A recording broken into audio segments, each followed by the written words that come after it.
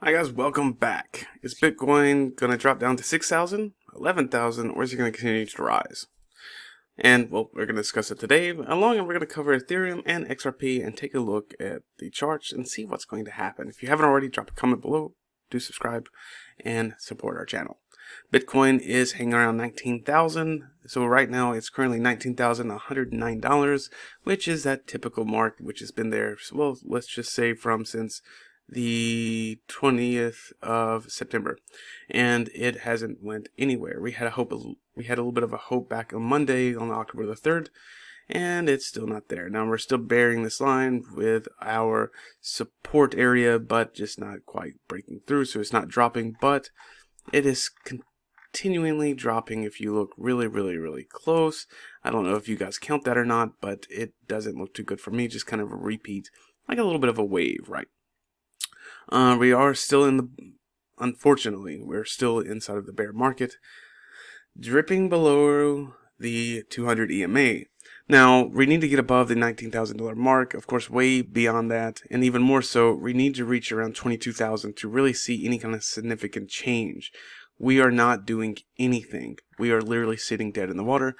But many people are believing it's consolidating and that it could potentially start to go up as long as nothing else happens. However, from Bloomberg, New York Times, they all believe that the trend could actually fall down below 6,000, which is a lot to say.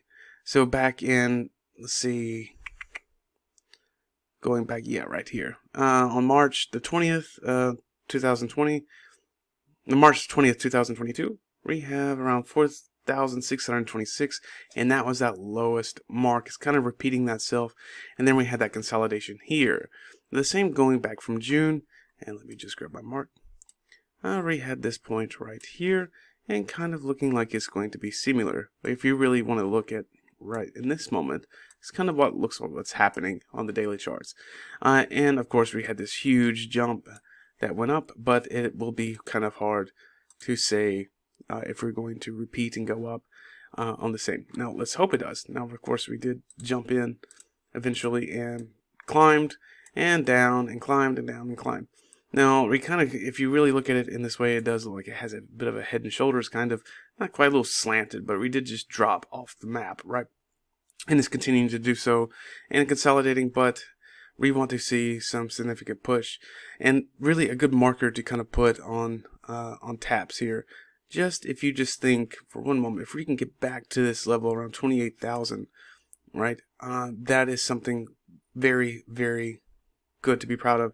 And at that point, we can kind of reach back up into that next mark, and we can start climbing and working our way back up. But given that the Feds are getting ready to speak, we need to see what's going to happen there, because each time that the Feds speak, Bitcoin does take a hit. But the whole market today is unstable, and we need to continue to hold inside, right? All right. Looking at Ethereum too. Ethereum is also, whales are moving money. Kind of a big point to note that Bitcoin's being taken off the market. Ethereum's being pulled off as well, being put in cold wallets. It's a lot, around $38 billion. It's a lot right now. But it also is mimicking Bitcoin just like it always does. Now, Ethereum is trading around $1,291 today, kind of hanging around the same thing that was happening, right? So I'm going to make this just a little bit smaller for you guys.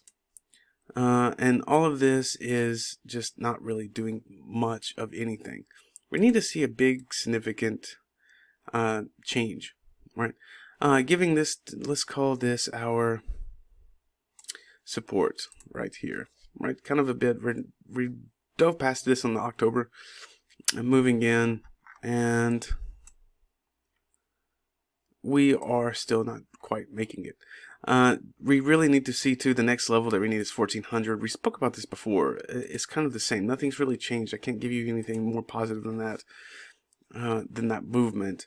Consolidating, it's just really fighting it off. I say this is the one we need to kind of get to actually see some more push. 1400. We also need 1500 as well as 16 to really see some kind of significance. And to be quite honest, it's such a small market move that it's not really going to change much of anything. But the major ones, the big major one that you really need to pay attention to, of course, is around $1,900, which is kind of very far away to even be mentioning right now. But that is a major move that we need to see as well. Now, we can call 17 right here exactly it, but it's just not strong enough for me to really consider. But this move here is big. $1,900 will be very, very big as it touches on some major market movements. And this is what you need to pay attention to for actually get above. Now, to reach around 2,000, we need $2,000. It's just plain and simple, right? To say 4,000 right now is very, very far, but it's not impossible. So many things are going, but again, just like we just covered with Bitcoin, it's going to take a lot of changes into the market. Now, either inflation really jumps up and nobody is buying anything right now. The market's so unstable, so everyone's just jumping ship. And that's why you're seeing this. It's no movement, no volume. It's just dead in the water too. It's going to be all across all coins. Speaking of other coins, looking at XRP as well. XRP jumped up a little bit. It's jumping up a little bit today, but I mean, we're talking about like pennies on a dollar, because right now it's around 45 cents, right? So again, nothing. Now, what they had back in September was really good. They had a good push, but then of course some great news came in, and on the October 4th we moved up. So if you had bought in around the 44 cents, and you made it 53, you did good, but then it started to reverse. Coming in now, it reached over the 200 EMA, right? But just the moment it did, it retouched it and then come back, and it's going back down, and it's starting to kind of build up. Now, if we're looking at the daily, nothing's really good to expect over this unless this finishes off in a complete engulfing candle, which you have around 17 more hours to go, and it's already having selling power coming into that. The key market structure here to pay attention to is around 50 cents. As we noted here, it's a big one. It's a strong one that we need to kind of come back up to. Otherwise, you're going to be looking at around much less. Let's right here, right off the bat. This is one to be paying attention to too, and it's around 40 cents. This is not so great, right? And coming in as well, you want to see it to kind of come in now. This is where the market's going. As far as this now, even at the most recent support level, right? The line of confluence is you want to see this. Now, I mean, to trade on this right now would be really kind of heavy. If it has an engulfing candle, if we can actually confirm that, with the candle reaching over the trend line, we'll be doing good, right? But it needs to actually, we need to confirm that they're here, but it's not really going to be jumping up too high. I mean, like I said, you're going to see resistance coming in at 50 cents. Right off the bat. So and as you can see, even 49, it takes a lot of resistance, as this is actually was rejected a couple of times. So not really. I mean, 49 cents here, giving that, I mean, it's getting rejected, is going to push down. So to say, even if we break over this line of influence, if you're just trading like on the hourly marks, if you're swing trading, this would be like, okay, maybe you can make like a few cents. If you buy a couple of thousand of these, for example, now you might make a few dollars, but don't expect to get rich. All right, guys. Well, thank you for joining. Do subscribe, drop a comment, and I will see you next time.